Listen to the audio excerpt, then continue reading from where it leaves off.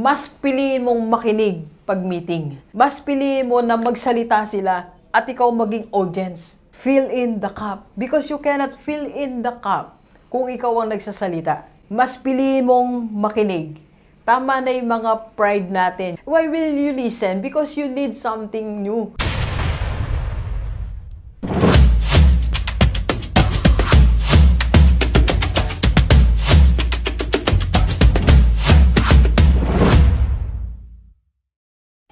Delivers, isa sa mga activities natin is to attend business meeting. Tama po, di ba?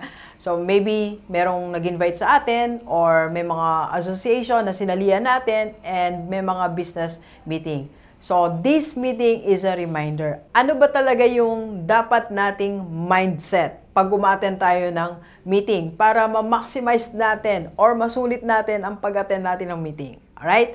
So kahapon kasi, nagkaroon ako ng chance na makipag-meeting sa ating mentor, one of the founders of IMG. So, ako talaga, minsan nagre-request ng meeting, ng business meeting. So, marami kaming pinag-usapan. And na-realize ko na pag ginawa mo tong target mo na to, o tong mindset na to, mas marami kang matututunan. So, for example, ito po yung mga natutunan natin kahapon, mga lectures natin. Yan. So, madami tayong nasulat kahapon sa ating business meeting. Okay? Because of this mindset.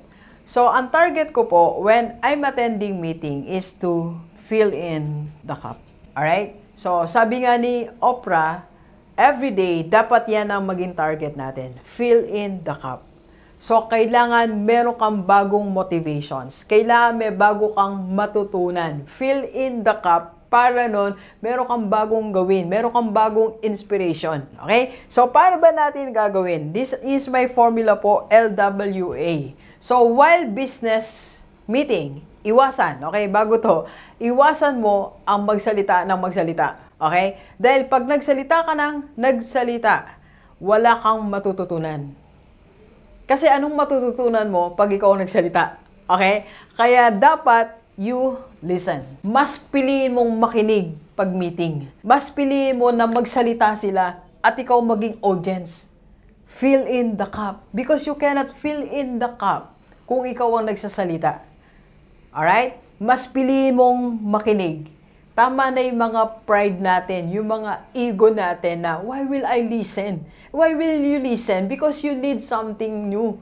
Because you need new motivation as a business owner. Okay? Nagpunta ka sa isang meeting para maka-absorb, okay? Para makarinig ng bago, ng mga bagong formula, makaka-motivate sa iyo. Hindi para magyabang ng alam mo, hindi para magyabang ng konsepto mo. Okay? So, pangalawa, you have to write. Okay? So, listen, then you write. Listen, write. Hindi natin matatandaan lahat yan kung di tayo magsusulat. Kung dala mo yung laptop mo, okay lang. But you have to write. Kailangan may maiuwi ka something konkreto. Meron kang dala-dalang bago. And last, of course, apply natin. Apply mo mismo sa negosyo mo. Kung ang dinidiscuss niya about sales, pero meron kang narinig about handling your clients or about handling your employees, apply natin. Okay? So, gumawa ka ng sarili mong principle. From the basic principle na sinasabi ng speaker o ng ka-meeting mo, gumawa ka ng specific principle for your business or for your team. Alright? So, delivers, pag tayo nakipag-attend ng meeting, don't forget LWA. Listen, write, and apply. And fill in the cup. Okay? Alright, so sa lahat ng mga gustong magpa-coach kay Doc, meron po tayong online and face-to-face, one-on-one. PM lang sa personal FB ni Doc. Let's go, let's go. Copy po tayo. Copy po. Thank you for watching. We are inviting you to attend our free webinar on how to save and invest the right way and how to avail sa Kaiser. PM na sa personal FB ko po.